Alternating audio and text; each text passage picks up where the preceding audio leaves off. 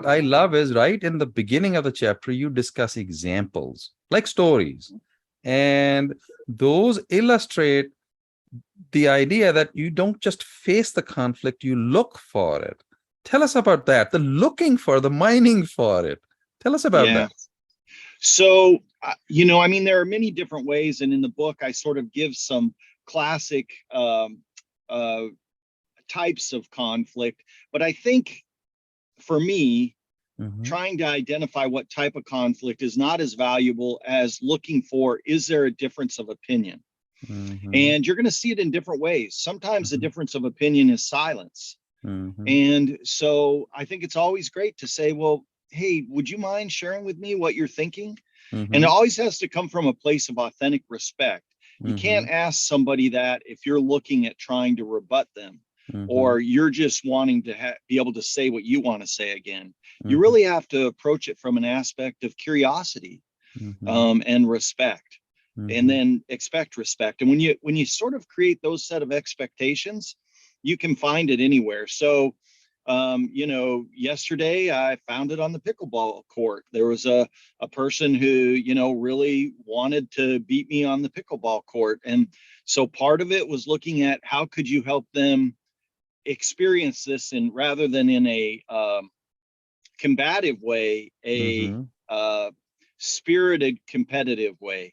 And I Mm-hmm. think as you look at those in your life, you're going to be able to look into your day and say, you know what, that has a risk of having a difference of opinions, or of someone feeling as if they don't have power, or of this person has a history of not speaking up.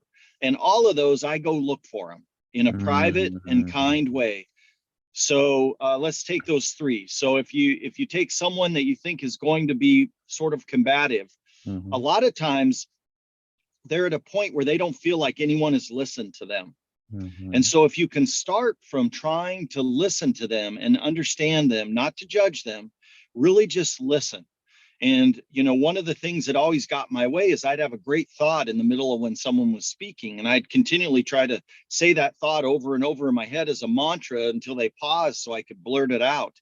And so now what I do is I usually have a piece of paper and I just make one word bullet point so that I can go back to that word as an anchor if I want to come back to that thought, which I always don't always wish to do because it sort of doesn't matter anymore. But by doing that, then I can really listen to them. And I believe, especially in that circumstance where somebody is sort of geared up for a battle, Mm-hmm. that they feel as if they've spoken, nobody's listened.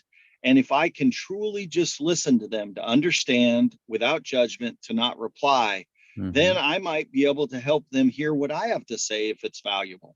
But until I do that, they're just going to say it over and over. And I bet each of us can think of a circumstance where somebody just kept saying the thing over and over, even though we tried to talk to them. And it's because they don't feel heard. The second one, where they're quiet, I know often that person, in my experience, is someone who either doesn't feel valued or has a introvert processing uh, approach. And so what I find is give them a little breath and then follow up with them and say, hey, do you got 10 minutes or so where I could just drop by and we could just talk, or you could drop by and we could talk. And then what I do in that circumstance is I just say, hey, I really value your opinion, and I noticed you were a little bit quiet, or I thought you might have thoughts and I didn't really hear them. I was wondering, would you be willing to share? And I want you to know this is a safe environment. I just want to Mm-hmm. listen to understand. Mm-hmm. So that's the second one. And then the third one is when there's sort of a naysayer. If you can get them before you get into a group, that's great because it's usually a personal issue. But Mm-hmm. I go and find that person and say, hey, I'm going to bring up this topic at a meeting. I'd love to know what you thought so that I could have an opportunity to represent a lot of different people's conversation as I facilitate. Would you be okay with that? Mm-hmm. And, if they say no, then I'd show curiosity. Well, Mm-hmm. tell me a little bit more about that, Mm-hmm. or help me understand, or something like that. An example of that would be I had somebody who reports to me in an academic position. I oversee some academic roles as well. And that person felt that like there was an inequality between two different programs. And they were actually right. Mhm. and it was payment of the preceptors in that program compared to Mhm. another program. And Mhm. it had been an acute change. No one had done it on purpose, but it felt Mhm. very bad to this person.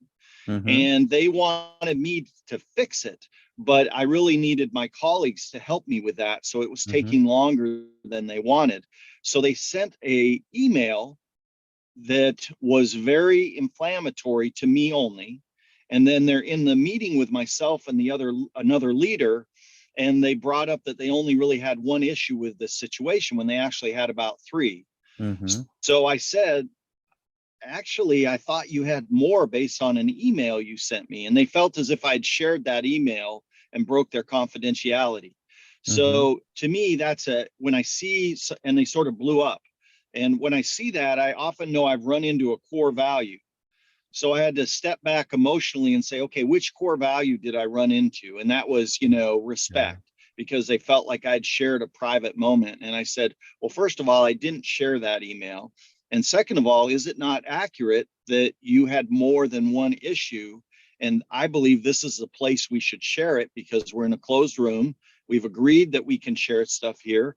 And I think we got to get it out on the table. And it diffused the person a little bit, but it held them accountable to be a partner in this setting. Mhm. And I think that's all three of those, but especially that last one, you can see I was really mining for conflict. I sort of poked the bear in a Mhm. respectful way, because it was much better dealt with there than popping up again and again in a bunch of different places. And Yeah. as we walked out of it, then I asked them, how do you feel? Mhm. What are you thinking? Are you in a better place? And Mhm. initially they were very caught up with that moment of interaction. Mhm. And I shared with them, maybe I didn't handle that interaction as well as I'd like. I accepted Oh. accountability. And yet, don't you feel that we should be talking about this? Mhm. Because isn't this really an issue you have that we Mhm. need to address and that I think is appropriate to address? What do you think? Mhm. And that forces them to be accountable for, yeah, they had issues that weren't shared. Yeah, they think we probably should have shared them. And yeah, they'll continue to contribute to a respectful, accountable, and generative relationship as we go forward.